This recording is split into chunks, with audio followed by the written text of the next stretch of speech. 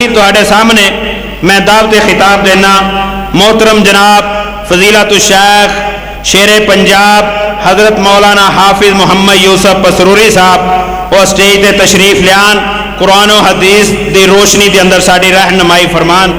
نعرہ تکبیر، نعرہ تکبیر، نعرہ تکبیر۔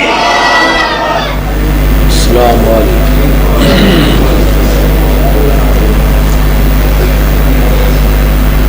الحمدللہ وحدہ والصلاة والسلام علی من لا نبی بعدہ۔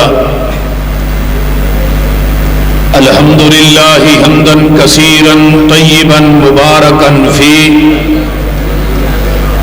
غیر مکفین ولا مودع ولا مستغنا عنہ ربنا۔ الحمدللہ الذی ہدانا لہذا وما كنا لنہتدی لولا ان ہدانا اللہ۔ اللہم صلی علی محمد وعلی آل محمد کما صلیت علی ابراہیم وعلی آل ابراہیم انک حمید مجید۔ اللہم بارک علی محمد وعلی آل محمد کما بارکت علی ابراہیم وعلی آل ابراہیم انک حمید مجید۔ رب اشرح لی صدری ویسر لی امری واحلل عقدۃ من لسانی یفقہوا قولی۔ رب زدنی علما سبحانک لا علم لنا الا ما علمتنا انک انت العلیم الحکیم۔ اما بعد فاعوذ باللہ السمیع العلیم من الشیطان الرجیم بسم اللہ الرحمن الرحیم۔ وَإِن مِّن شَيْءٍ إِلَّا يُسَبِّحُ بِحَمْدِهِ وَلَٰكِن لَّا تَفْقَهُونَ تَسْبِيحَهُمْ إِنَّهُ كَانَ حَلِيمًا غَفُورًا۔ صدق اللہ العظیم۔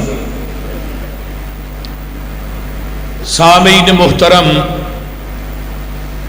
ہمہ قسم دی حمد و ثنا، تمام قسم دیاں تعریفات، تمجیدات، تسبیحات، تحلیلات، اکائی، تنہائی، یکتائی، کبریائی اللہ ملک العلام واسطے جیڑا پوری کائنات کا خالق، مالک، رازق، داتا ہے، گنج بخشے، رنج بخشے، لج پالے، غریب نوازے، غوث اعظم، کائنات دے ذرے ذرے دا دستگیر ہے، علی کل شیء قدیر، فعال لما یرید، نحن اقرب الیہ من حبل الورید، ان ربی قریب مجید وہو الغفور الودود ذو العرش المجید۔ جدی ذات، صفات، کمالات کے اندر کوئی شریک نہیں، ازل تو کلہ ہے، ابد تک کلہ رہے گا، قیامت دے دن اس کلے حکمران دی حکمرانی ہوئے۔ درود و سلام جناب محمد الرسول اللہ صلی اللہ علیہ وآلہ وسلم دی ذات اقدس واسطے۔ تو صاحباب نے میرے تو قبل قرآن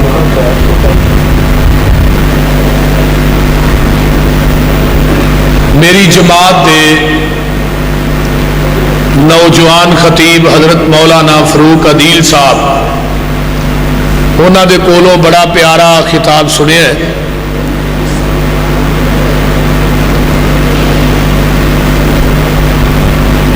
اج دا اے درس قرآن،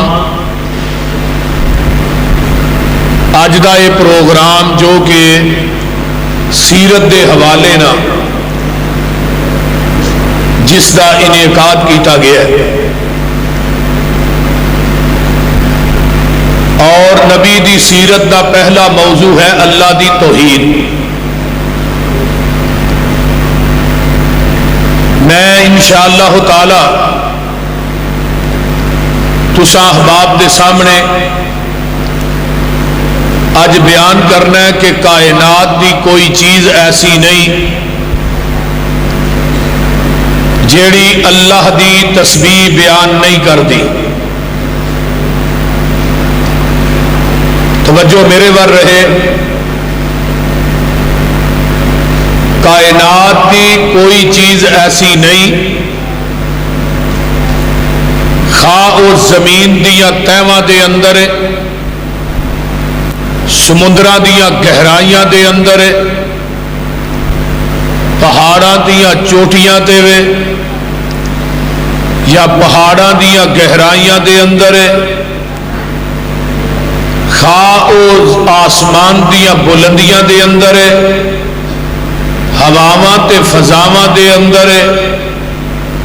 کائنات دی کوئی چیز خواہ او جنگلات فصلات دے اندر ہے، زمین دے جس خطے تے بھی وس رہی ہے، دنیا دی کوئی مخلوق ایسی نہیں جیڑی اللہ دی تسبیح تے اللہ دی حمد بیان نہ کردی ہوئے۔ اور دوسرے نمبر تے کائنات دی کوئی چیز ایسی نہیں کہ جدا عقیدہ اے نہیں کہ صرف سجدہ اللہ ہی نو کرنا چاہیے، اور دنیا دی کوئی چیز ایسی نہیں جیڑی اپنے رب نو سجدہ کردی نہیں۔ ہر چیز اللہ دے سامنے سجدہ ریز ہوتی ہے سوائے بے نماز تو۔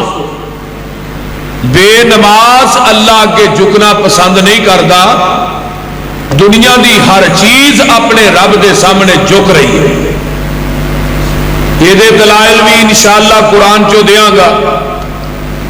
اور کائنات دی کوئی مخلوق ایسی نہیں کہ جیڑی اللہ دی ذات نہ شرک کر دی ہو، یا اللہ دی صفات دے اندر، اللہ دی اوصاف دے اندر کسے نو شریک بنا دی ہوئے۔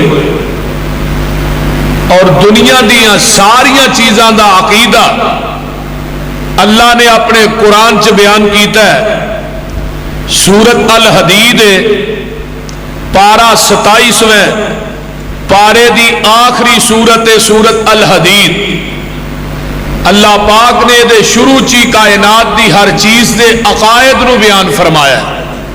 ذرا توجہ فرمانا، اللہ فرماندے نے سبح للہ ما فی السماوات والارض وَهُوَ الْعَزِيزُ الْحَكِيمُ۔